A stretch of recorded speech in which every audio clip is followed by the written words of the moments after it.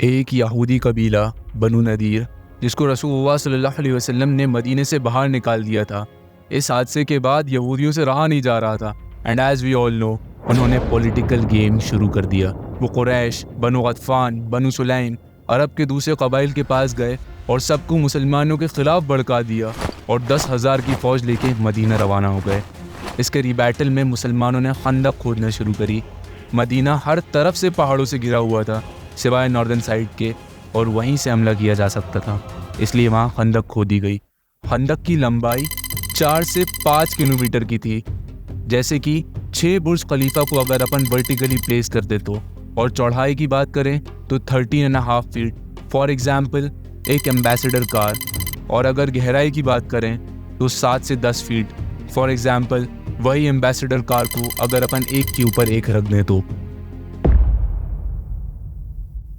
مسلمان بھوک کی شدت کے ساتھ پیٹ پر پتھر باندھ کر خندق کھود رہے تھے، تبھی ایک سخت چٹان نکلتی ہے اور وہ کسی حال میں نہیں ٹوٹ رہی تھی۔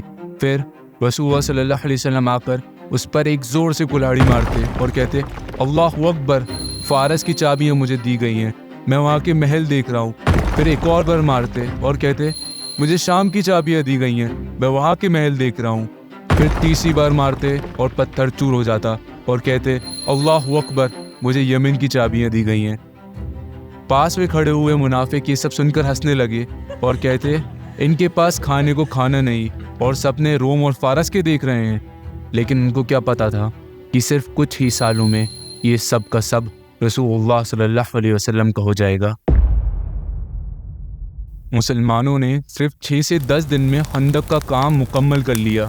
باہر سے کوئی خطرہ نہ تھا اور مدینے کے اندر کی یہودی تو مسلمانوں کے ساتھ صلح میں ہے۔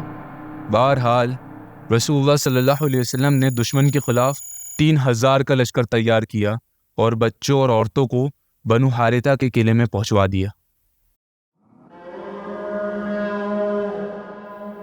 دشمن جیسے ہی مدینے آئے تو وہ حیران ہو گئے۔ وہ کہتے یہ کیا ہے، یہ کوئی عربوں کا کام نہیں لگتا، یہ تو ہم نے سوچا بھی نہ تھا۔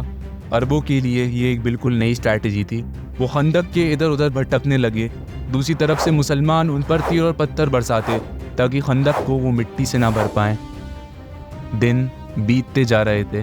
قریش اور ان کے ساتھیوں کو آئے ہوئے 2 ہفتوں سے زیادہ ہو گئے تھے۔ 20ویں دن قریش کا ایک جنگجو جیسے تیسے خندق پار کر لیتا ہے اور لڑنے کے لیے پکارتا، پر حضرت علی اس کو ایک ہی جھٹکے میں جہنم پہنچا دیتے۔ قریش کے ہاتھوں سے یہ جنگ جاتی ہوئی دکھ رہی تھی، لیکن تبھی ابو سفیان کے پاس ایک پلان تھا۔ وہ بنو نذیر کے سردار سے کہتا ہم مدینہ کے باہر سے مسلمانوں پر حملہ نہیں کر پا رہے، پر کیوں نہ ہم مدینہ کے اندر جو یہودی ہیں ان کو مسلمانوں کے خلاف کر دیں اور اندر سے مدینہ پر حملہ کروا دیں۔ جیسے ہی بنو قریظہ مدینہ پر حملہ کرے گی، مسلمانوں کو اپنی پوزیشن کو چھوڑ کر پیچھے ہٹنا پڑے گا، اور تبھی ہم خندق پار کر کے مسلمانوں پر حملہ کر دیں گے۔ بنو نذیر کے سردار نے ایسا ہی کیا اور بنو قریظہ نے مسلمانوں کے ساتھ صلح توڑ دی۔ مسلمانوں کے لیے یہ ایک بہت کرٹیکل سچویشن بن چکی تھی۔ پیچھے بنو قریظہ جن کا حملہ روکنے کے لیے مسلمانوں کے بیچ کوئی نہ تھا، اور مسلمان بچے اور عورتیں وہ یہودیوں کے قریب ہی تھے، اور آگے مشرکین کا لشکر جن کو اکیلا نہیں چھوڑا جا سکتا تھا۔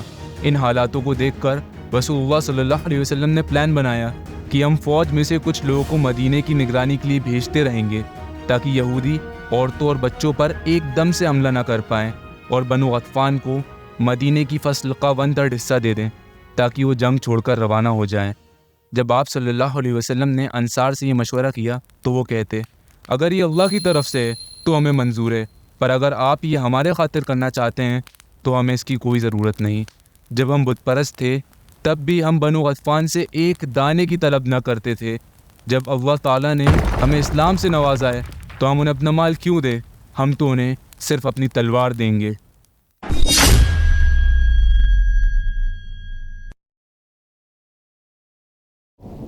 نعیم ابن مسعود جو غطفان قبیلے سے تھے، رات کے اندھیرے میں چھپکے سے مسلمانوں کے کیمپ میں آئے اور کہتے یا رسول اللہ، میں نے اسلام قبول کر لیا ہے، لیکن کسی کو اس بارے میں پتہ نہیں، آپ مجھے حکم دیں میں کیا کر سکتا ہوں۔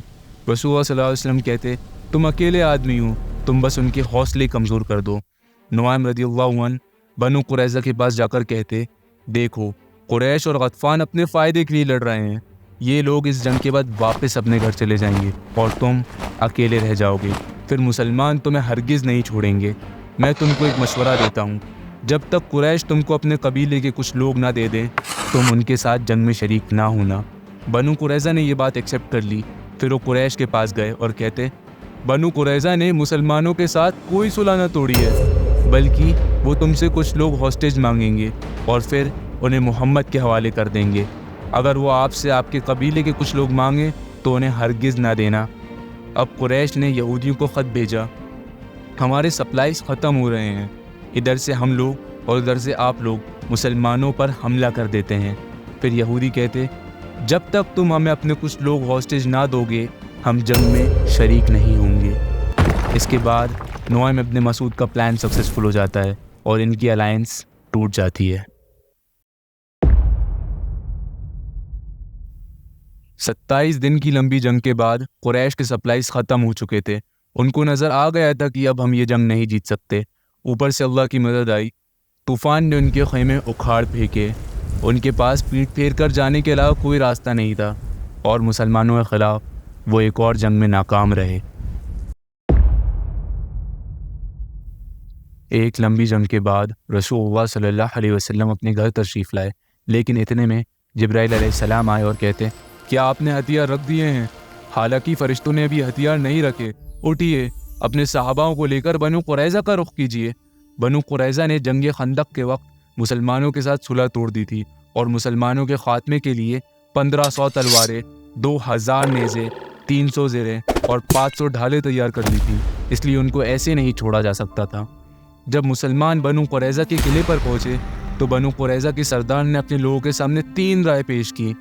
یا تو اسلام قبول کر لیں اور محمد کے دین میں داخل ہو کر اپنی جان مال بچا لیں، کیونکہ واقعی وہ اللہ کے پیغمبر ہیں اور یہ فیصلہ تمہارے لیے اچھا ہوگا. یا تو اپنے بیوی بچوں کو اپنے ہاتھوں سے قتل کر کے مسلمانوں کے خلاف آخری دم تک لڑیں، یا پھر سیٹرڈے کے دن ان پر اچانک سے حملہ کر دیں. سیٹرڈے کا دن اس لیے کیونکہ یہ بات سب کو پتہ تھی کہ یہودی سیٹرڈے کے دن نہیں لڑتے. لیکن ان کے لوگوں نے ان میں سے کوئی بھی چیز کو پسند نہ کیا. بنو قریظہ نے جب دیکھا کہ وہ گھیرے جا چکے ہیں اور اب بچنے کا کوئی راستہ نہیں تو انہوں نے اپنے آپ کو رسول اللہ صلی اللہ علیہ وسلم کے سامنے سرنڈر کر دیا. پر ان سے ایک گزارش کی، اب جو بھی ہمارے ساتھ ہونے والا ہے اس کا فیصلہ ہمارے قبیلے کے دوست سعد بن معاذ کریں گے. رسول اللہ نے ان کی یہ بات ایکسیپٹ کر لی. سعد بن معاذ نے ان کا فیصلہ انہی کی کتاب اور انہی کے قانون کے مطابق کیا. یہ فیصلہ دھوکہ اور غداری کے کیس میں دیا جاتا ہے. انہوں نے کہا، بنو قریظہ کے مردوں کو قتل کر دیا جائے، ان کی عورتوں اور بچوں کو غلام بنا لیا جائے، ان کے مال کو مسلمانوں میں بانٹ دیا جائے. پھر 700 سے 800 یہودیوں کی گردنیں مار دی گئیں. ان غزوات کے بعد مدینہ کی سیکیورٹی مضبوط ہو گئی. محمد رسول اللہ صلی اللہ علیہ وسلم کی لیڈرشپ اور مضبوط ہو گئی. لیکن آگے کیا ہوگا یہ دیکھنا ہے.